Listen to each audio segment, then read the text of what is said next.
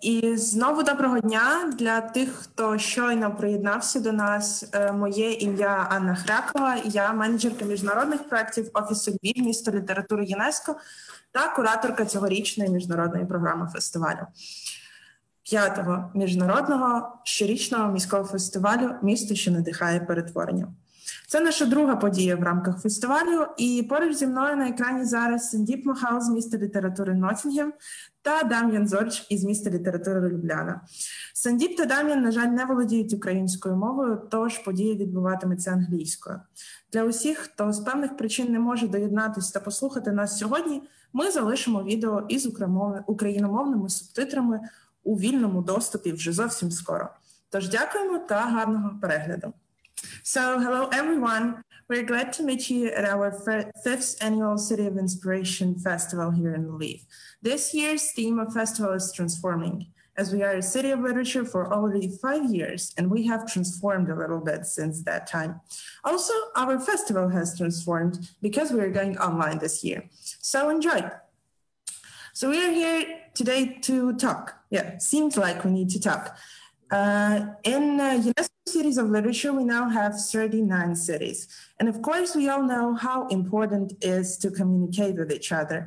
But sometimes, you know, some of us just don't want to.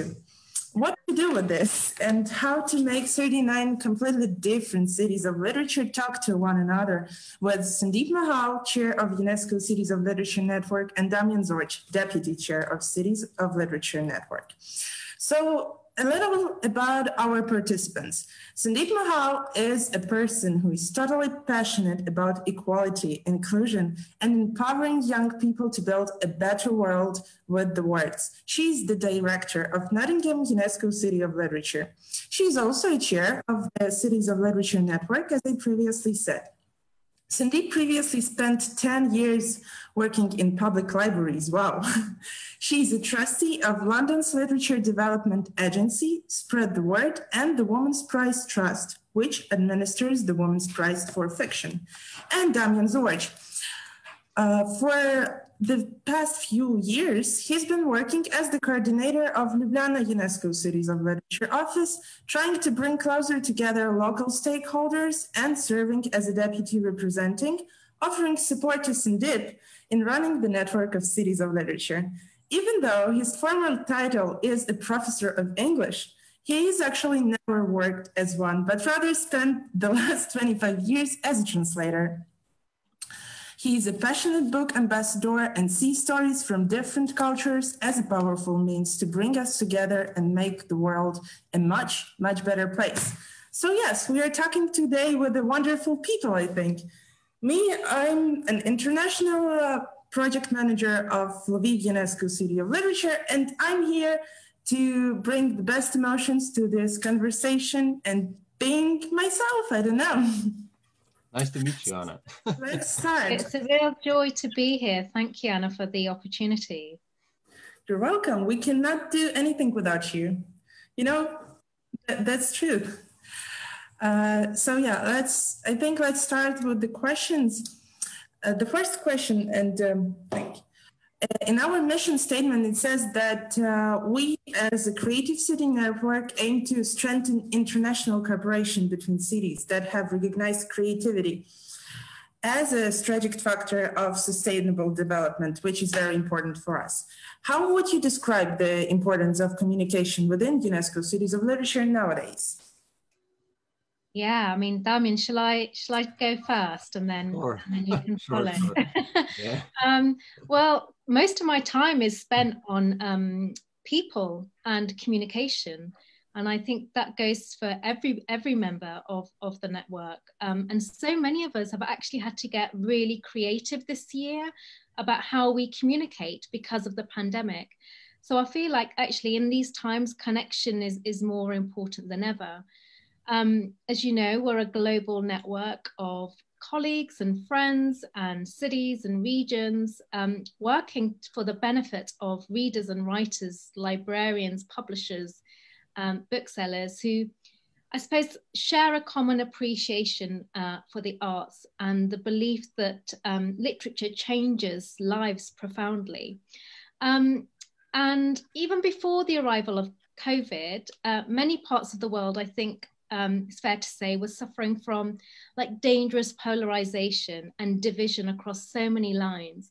And we've seemed to have this culture of misinformation over, you know, what is true and what's not true. And it's a real kind of threat to stability everywhere. And yet, surprisingly, it turns out that a lot of people share lots of hopes for the future.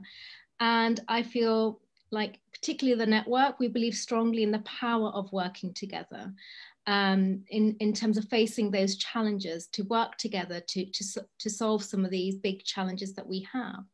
And I suppose for the City of Literature Network, our vision is for a world that is perhaps more democratic, more human, more creative, more self-reflective, using literature. So communication is really a fundamental part of that. And I think particularly in this turbulent year that we've had, we've just had to keep shifting and changing and responding in this time of uncertainty. But I think most cities have actually responded in such creative and genius ways to develop a kind of connection and a community through really creative activities.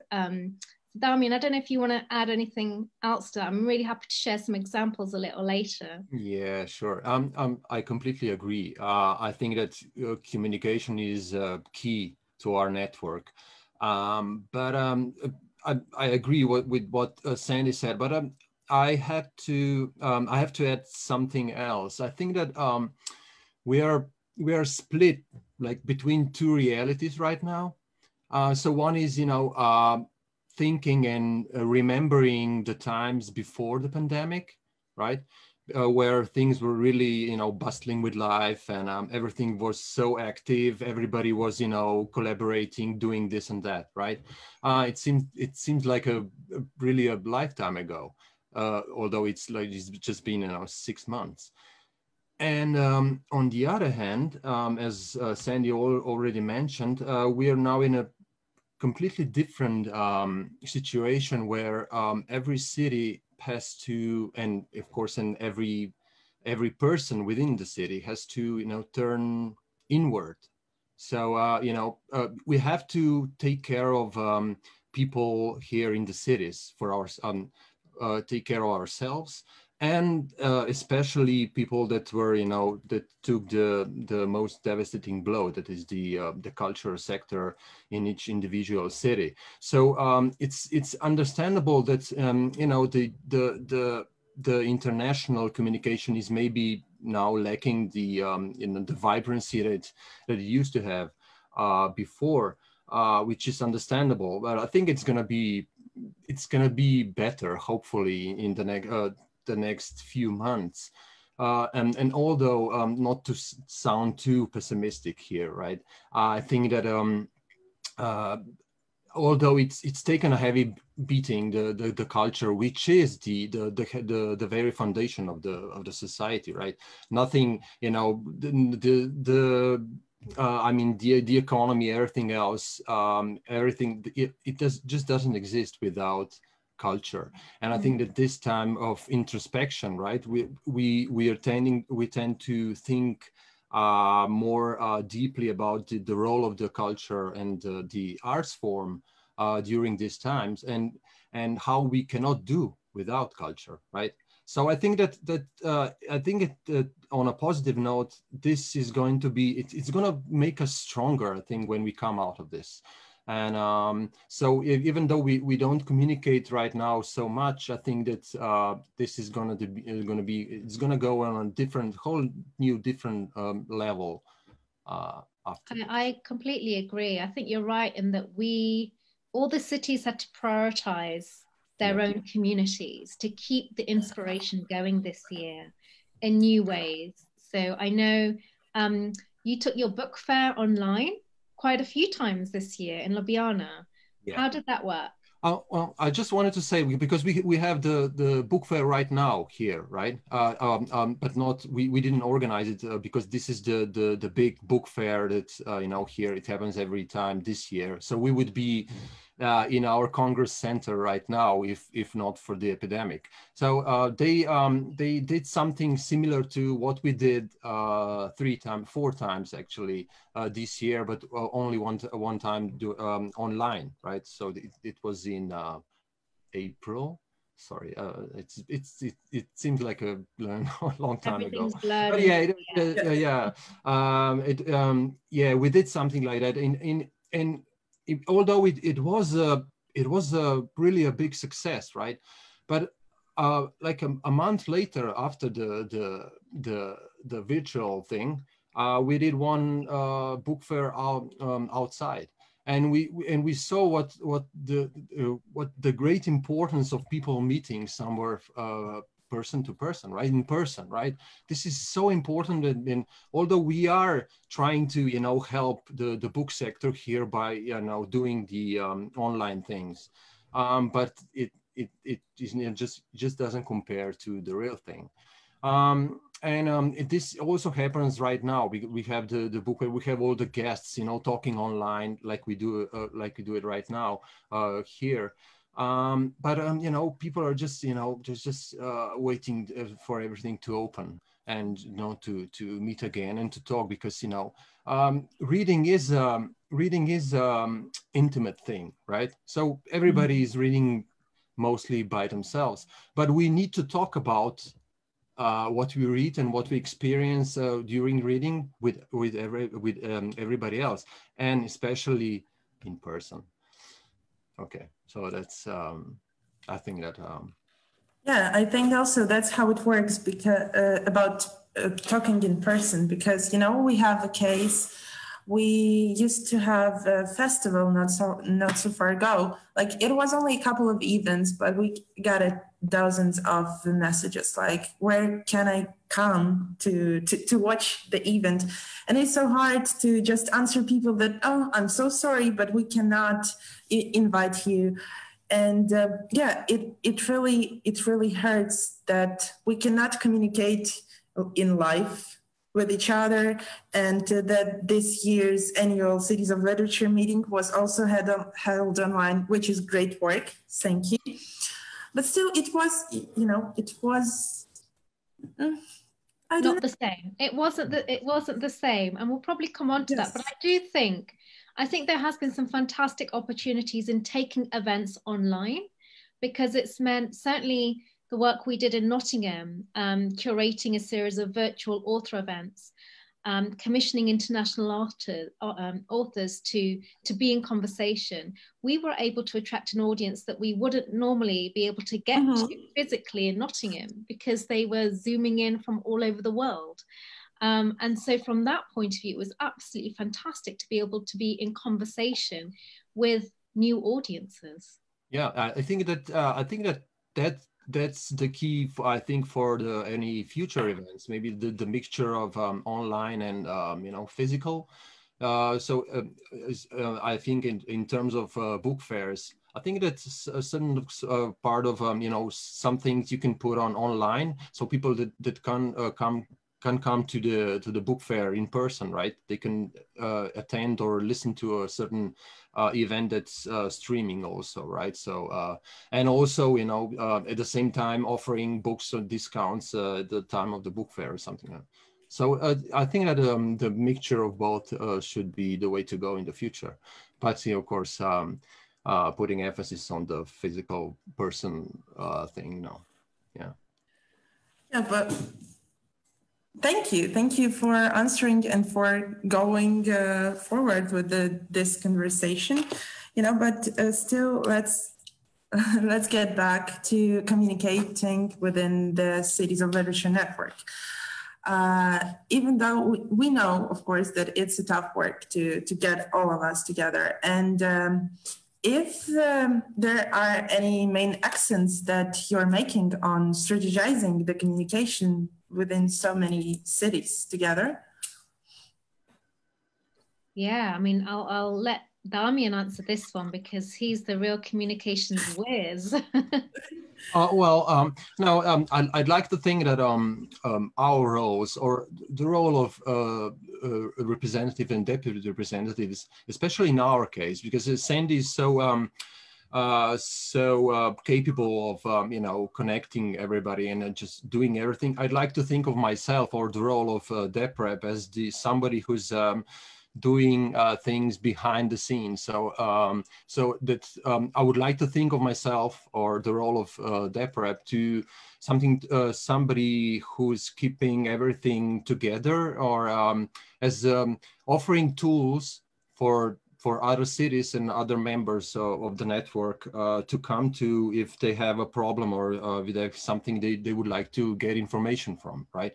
So as I said at the beginning, communication is key. And I think that important is, there are two things that are important if we think in regards of our network, is that, first of all, that we make everything clear and transparent.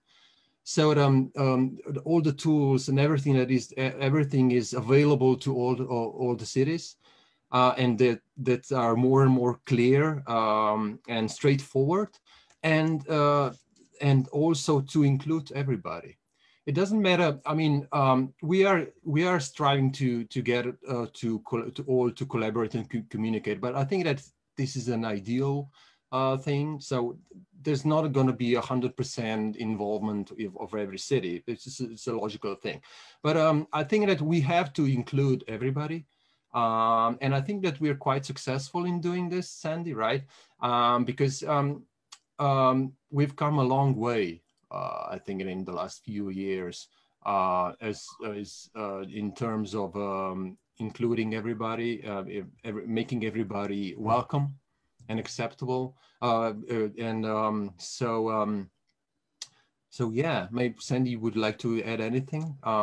Yeah, no, I agree. I think that point about being inclusive is a real core value of the Cities of Literature Network. We kind of go beyond, I don't know, it's always been something that I remember when I first arrived, and how welcoming everybody was, and just how daunting it was for me coming into this network. And yet I had lots of reassurance, lots of amazing conversations and tools, as you say. So we don't accomplish all of this communications work on our own. We are supported by an amazing working group, and there's quite a few of them. I think there's 3 now.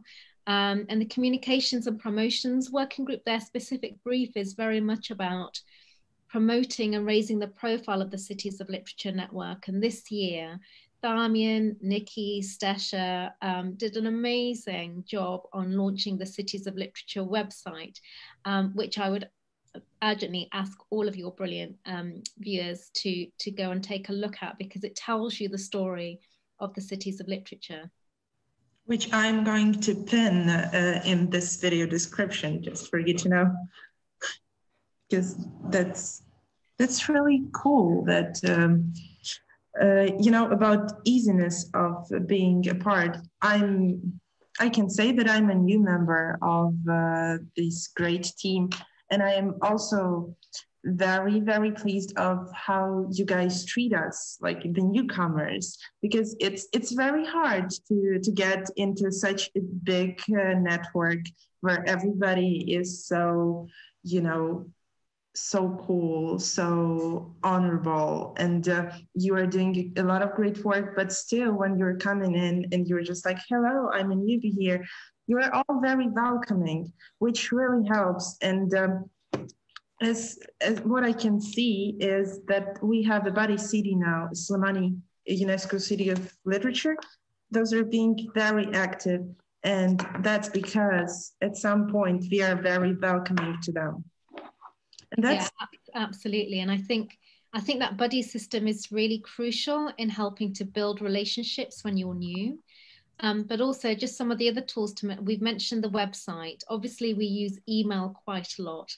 And then there's a Facebook group, which is more for informal communications, which is really nice as well, because it kind of suits the platform, doesn't it, Dam'yan? Yeah.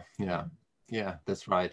I mean, we have so many great tools, and I think that even though we have so many different platforms where we can communicate, I think that everything is being more and more straightforward. And I think that we are conveying a positive message to everybody, that everybody is welcome to share. You know, because as you said, Anna, it's quite daunting and it's overwhelming at the beginning. And I think that's really important, you know, just, you know, to say to everybody to just take your time. And, you know, we value every feedback, you know, we motivate the cities to be active, and of course proactive as well. So but I think that and I say this in every chance I get. I think that of all the creative clusters, I think that we are lucky to be in the Cities of Literature network, because we are so great and so so fun and so you know, so active, so we just support each other through everything. And I think that that's why I think we need to convey this message to by an example to everybody else. So you know, making this world, as we like to say, a bit smaller with every action we take.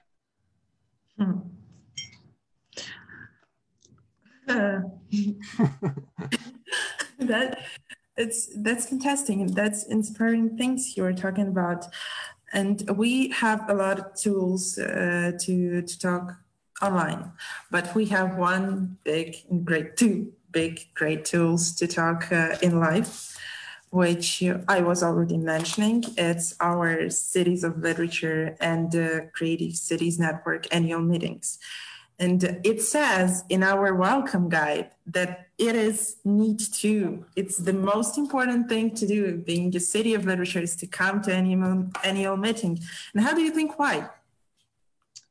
Yeah, I mean, the annual meetings are hugely important. And I had the immense joy of hosting an annual meeting, co-hosting an annual meeting with our friends in Norwich last year. It was a two-stage gathering across two cities, Nottingham and Norwich, and it was a moment to gather and welcome new members, as well as a celebration of the interaction between Nottingham and Norwich UNESCO Cities of Literature. And we created a really memorable and productive meeting. It facilitated all kinds of dialogue between members, inspired lots of new projects. It introduced delegates, members to our kind of respective literary scenes. So a big part of these meetings is about getting a real feel for a city of literature. You've got to be able to walk through it, inhale it, see it for yourself, and make your own judgments about what makes it a brilliant city of literature. And it's also an opportunity to come together to plan future creative collaborations. And I guess from that point of view, certainly for Chris, who is the director of the National Centre for Writing, which is also administers the City of Literature designation, it was an opportunity for us both to talk about the power of collaboration and trust and connection, particularly in these challenging times. But when I reflect back on last year's annual meeting, which took place physically across two cities, we achieved so much. You know, we always reflect on what did we do the year before, what have we done in the last 12 months, you know, and we participate in group discussions, we share best practice. I think one of the greatest things about our network is the opportunity to learn from each other and to make each other better. So we spend quite a lot of time sharing practice and knowledge and yeah, making each other better. And then we start looking at the year ahead and what it is we're going to do and achieve. And crucially, who's going to be hosting the next annual meeting? So this year, we should have been in Prague in September. And unfortunately, of course, because of the pandemic, we had to come up with a plan B. which was to host the annual Cities of Literature meeting online in exactly the same kind of way over 5 days. But this had to take place across 2 time zones on Zoom. And yeah, Damien, do you want to say a little bit more about how that worked out and what kind of made it different, I guess, and what we got out of it? Sorry, I was just thinking about maybe can I just go back a few steps and just add to your brilliant introduction into our annual meetings. I would just like to add that these meetings are really intense when we come together, right? There's 2 things I would like to say here. One is that when you come to a certain city of literature or other creative cities, we show appreciation to the city we're visiting, and we're meeting all the local actors, local stakeholders like bookshop keepers and librarians and everybody else, and also local politicians and policymakers. We are just we are seeing the city in person, and this is really something else, right? As opposed to just talking about it online, and also one other aspect which Sandy didn't mention is we have like 7 days or a week of intense meetings, but also something really important happens after or in the off hours. So because we during those times of socializing, right? There's also the ideas are flowing freely, and this is something that cannot be recreated online because the same as when you're reading a book, it's more tangible, like printed book, right? It's more tangible. It's the same with the meetings in person. It's everything is more tangible. Everything is more here, more direct. And to go back to the Prague meeting, one thing that I notice is because the meetings every day, they lasted for a few hours, like 1, 2, 3 hours a day, and it's and you get more tired by just talking to the screen for 2, 3 hours in a row, but otherwise it's still better than nothing, right? And you get to meet all the cities at once because otherwise you don't, and it's nice to hear what other cities are doing right now and how they're coping with the epidemic, and how can we help our local society, right? So in this way, it was really a success, the Prague meeting. It's a shame we didn't go to Prague because it's such a beautiful city, but as I said, it's still better than nothing. Yeah. So.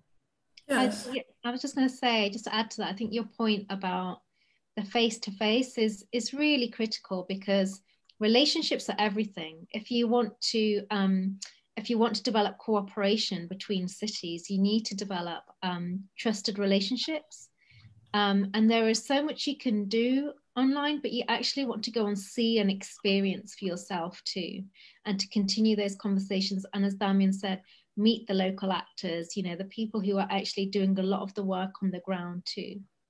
It's an appreciation for their work and for the city, and I think that this is really important, right? Yeah. And it feels more real, and everything you say, I think that it has a weight that doing something online does not. So yeah. That's I think that's the point. Like when you're doing something online, even though it is an important work, of course, that you are doing, you can just, close your laptop and go on doing your stuff, your daily things. But when you are communicating face to face, even especially at this annual meetings, when you're really filling the city, that gives you, that gives you something that goes in your mind and you know what you want to do, that gives you really inspiration to do something because you are just seeing what other cities do. And that was actually a part of my next question about how does the cooperating within the network helps to develop city. It really helps. And every coffee break within the annual meeting is something like a business talk, because you're always facing these people who are doing something and you're creating great ideas together, which is wow. Wow. And let's go to the next question. Even we have already talked, or maybe you have something to add about how does the cooperating within the network helps to develop their city's literature sphere. Maybe you have something just... Yeah, I just wanted to say, I forgot to mention before, I mean, after, you know, there's this feeling after the, when we meet in person, right? There's this feeling of some optimism and, you know, inspiration that lasts for, you know, for months, right? Mm-hmm. And you carry this energy and this motivation and this plans to your local environment, right? And people feel that, and you have the you know, so many new ideas, so many you know, if you feel inspired to do something, right?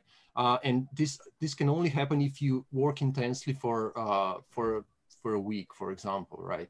But on the other hand, you know, there's also, which I mentioned, you know, also the socializing everything, nothing, and this is my personal philosophy, nothing has to be too serious in life, right? Even if we are talking serious things, nothing has to be too serious, okay?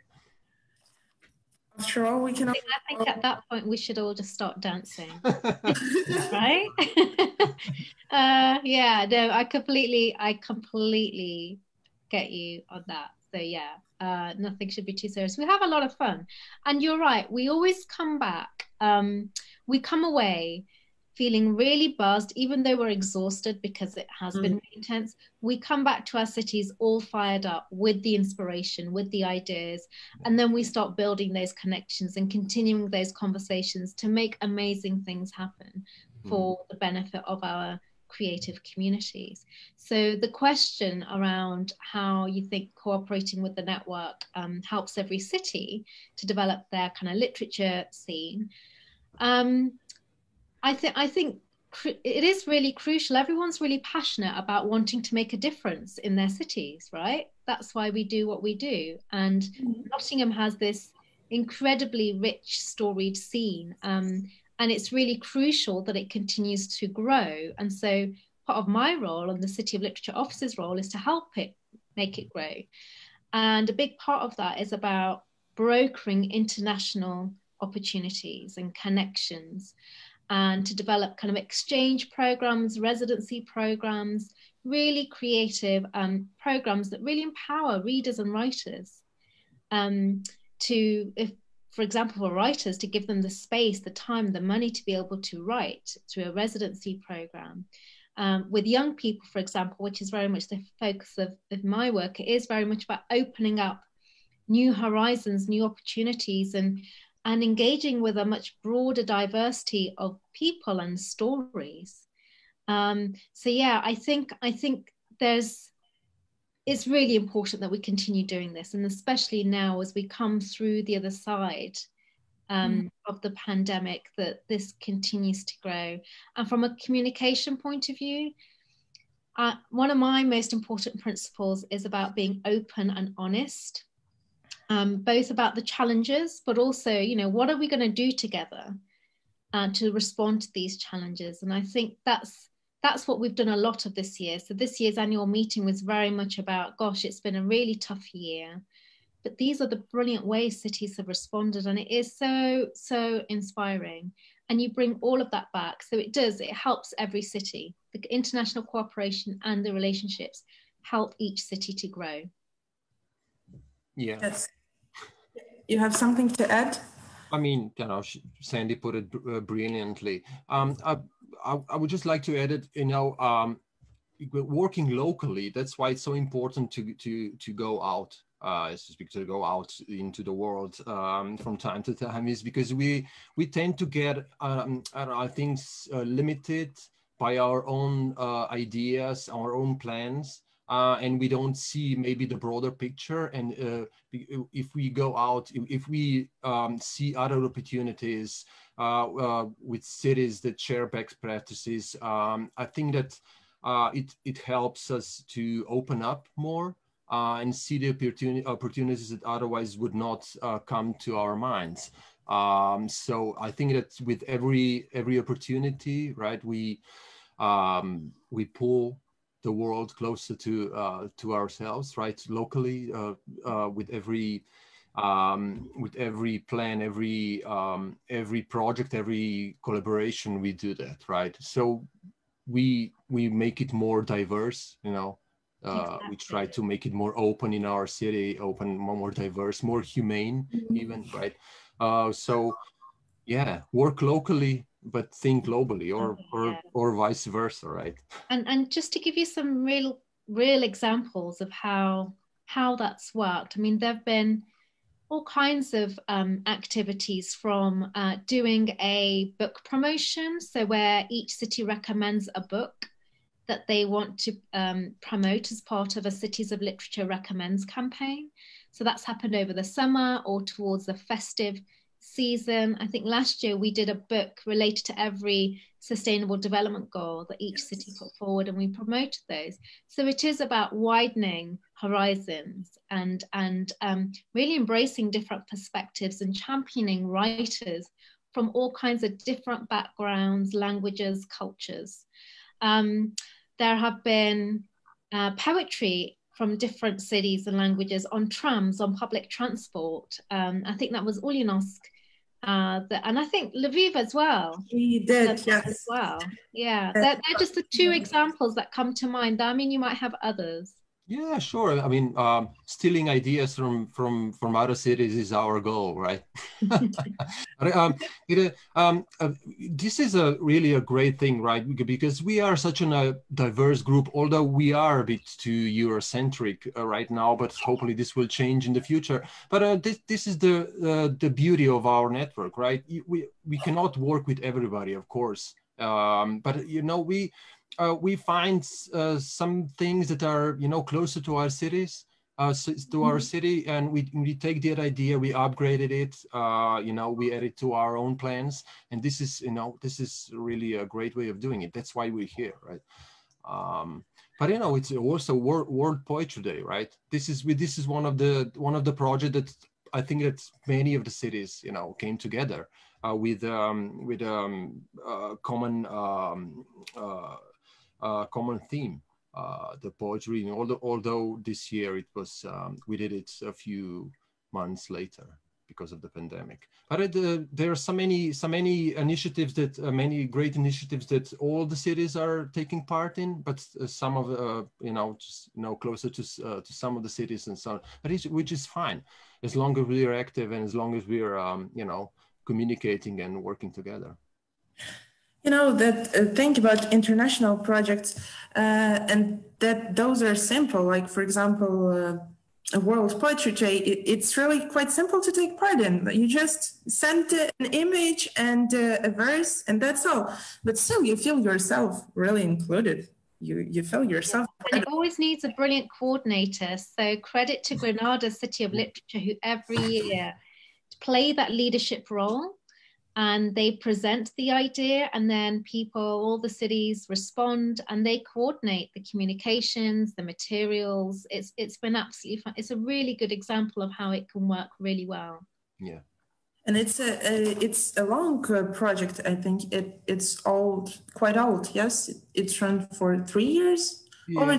It started in 2018 or 17. 18? Because I'm not sure. I think it could have been 17. 17, I think. Yes. Yeah.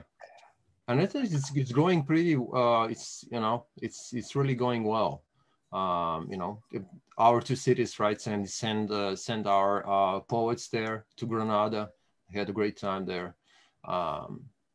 and you've been there twice, I think, Sandy, right? Yeah, no, I was there for World Poetry Day in 2018 with Nottingham's young poet laureate, Georgina Wilding, who performed in some beautiful bookshops. And I went back again for Nottingham was the guest of honour at the Granada Book Fair. So we took a delegation of writers and poets and academics and a bookseller.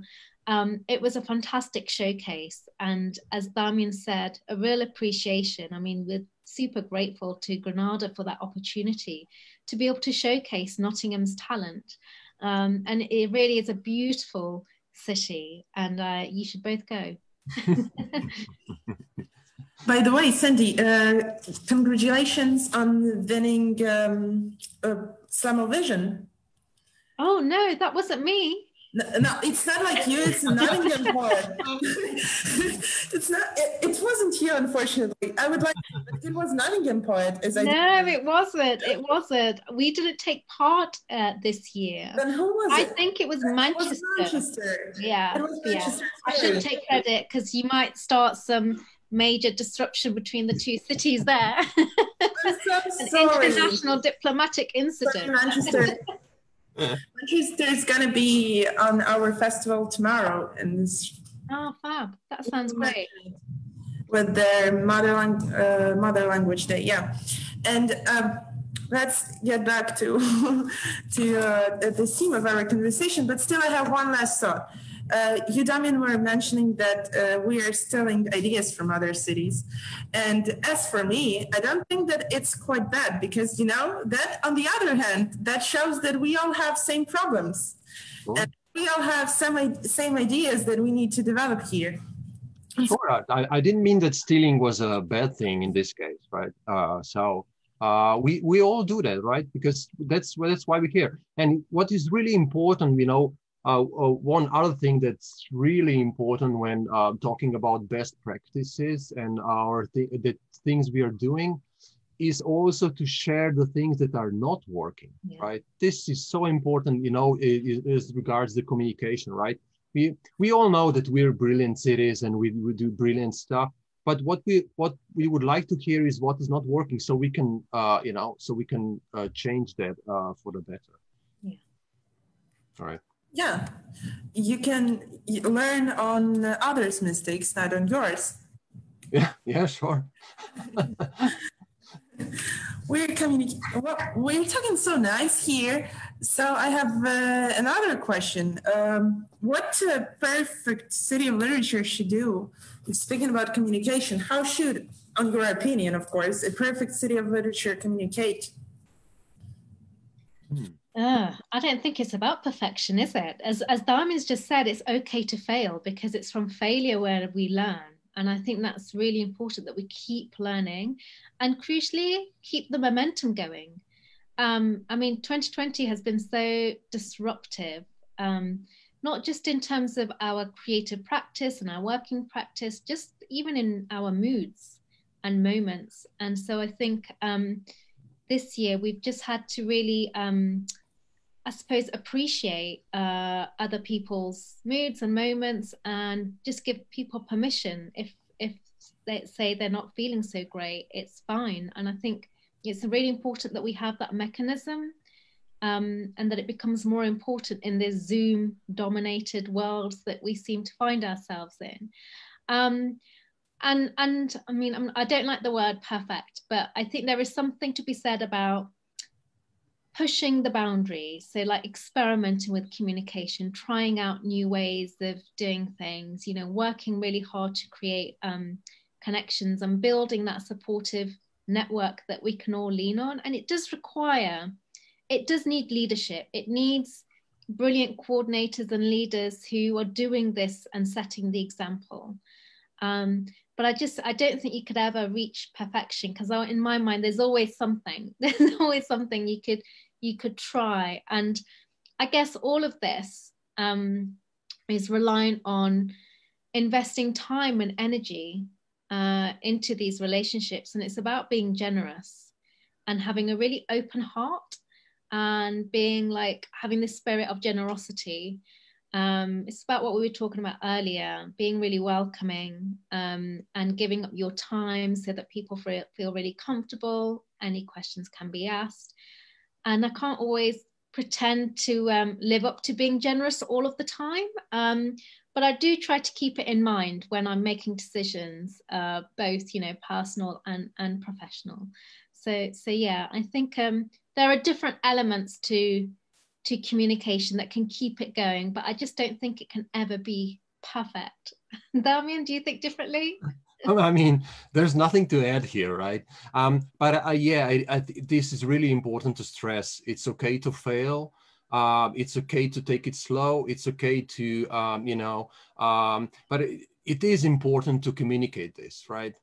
So, because we are such a welcome family of friends here, and it's important to speak out. If you don't know something, if you want help, we are always here to help, right? And I think this is important, and it's important to say that you can fail, and I think that striving for perfection is not healthy at all. It's okay to be just okay, right? But we are now treading in dangerous water of self-help, so I'll stop here. But yeah, I mean, Sandy said pretty much everything. Communication is key, but it's okay. It's perfectly understandable if you don't want to talk all the time. And if you want just want to listen, and that's it. Right. Okay. And attend meetings, right? And attend meetings. Meetings are really crucial part of feeling the network, right?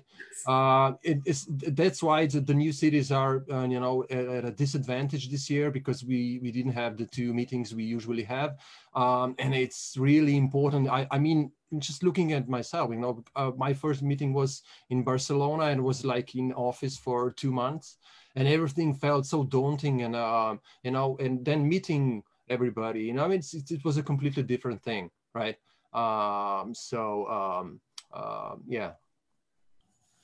Right. I got you, and it's okay. It's really very nice. So it's okay just to be okay. I'm gonna be okay, and the last question for our today's small talk that you were very interested about. 1 or 2 of your most interesting cases of communication with other cities of literature. Please tell us what was the most fascinating, or maybe not so fascinating, but still interesting cases of communication with other cities of literature. Maybe I can just, add to my previous point. I'll share maybe a personal thing here. When I started out, because Ljubljana was designated in 2015, but for the first year and a half, the city of Ljubljana managed our office. And then when I came to office, not knowing anything was pretty much an understatement. I just didn't know what I was getting into, right? I inherited everything. There was this thing with the previous rep, Justina from Krakow. She messaged me, and she said, so you're the new coordinator, new focal point for Ljubljana, right? And I said, yeah. And I was pretty confident because, yeah, sure, I'm new in the office. And then she said, so you're also part of the communication and promotion group, right? And I didn't know what she was talking about. I just said, what? And trying to be true to myself, trying to be playing my part, and I just said, of course, I'm a part of that group. And I didn't know what she was talking about. Everything was so new to me. Sandy was chair of that group, as I later found out, right? What I guess what I was trying to say is that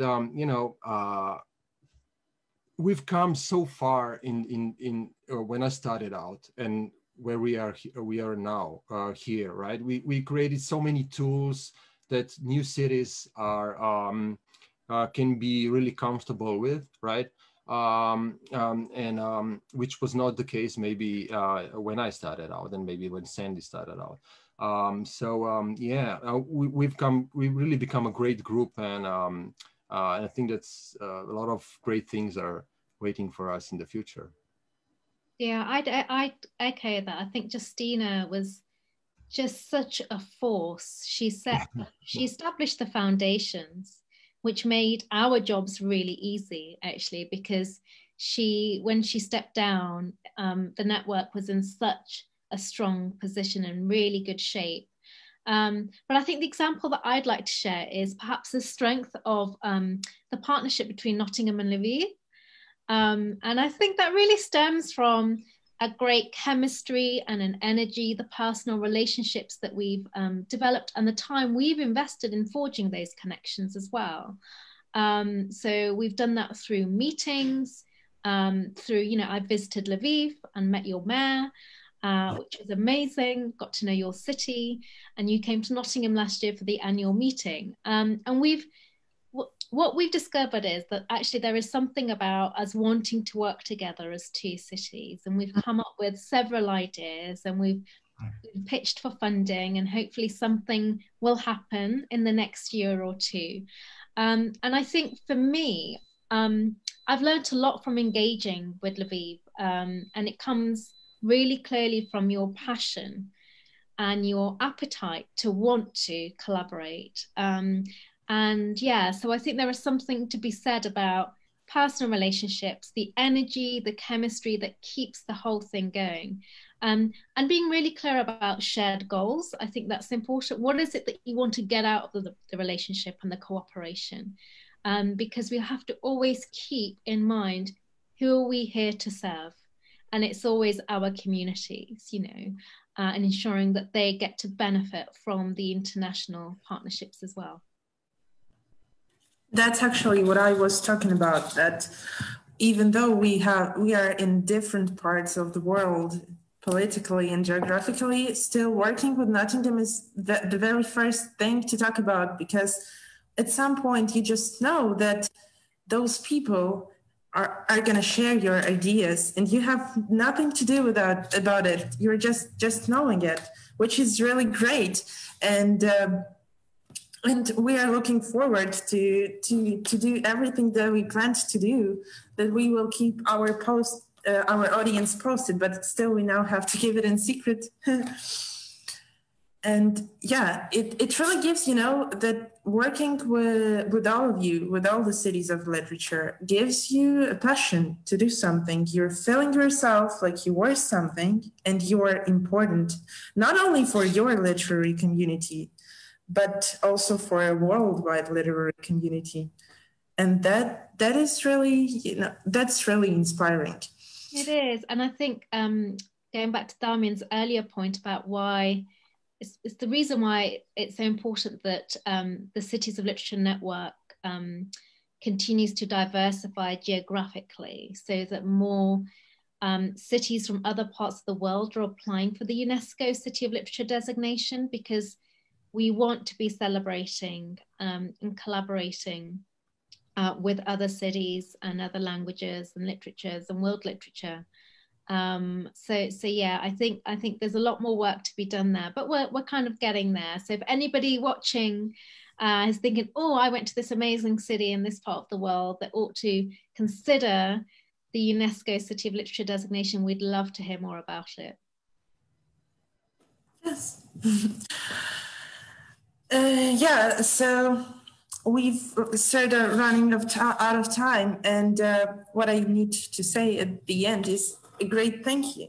Thank you for inviting us. Yeah, thank you for the opportunity. It's been a great conversation and a nice moment, I think, for Damian and I just to reflect on communication within the network, what works well, what doesn't work so well, and how we're just going to keep pushing and keep the momentum going. I think that's what we do a lot of the time. Yeah.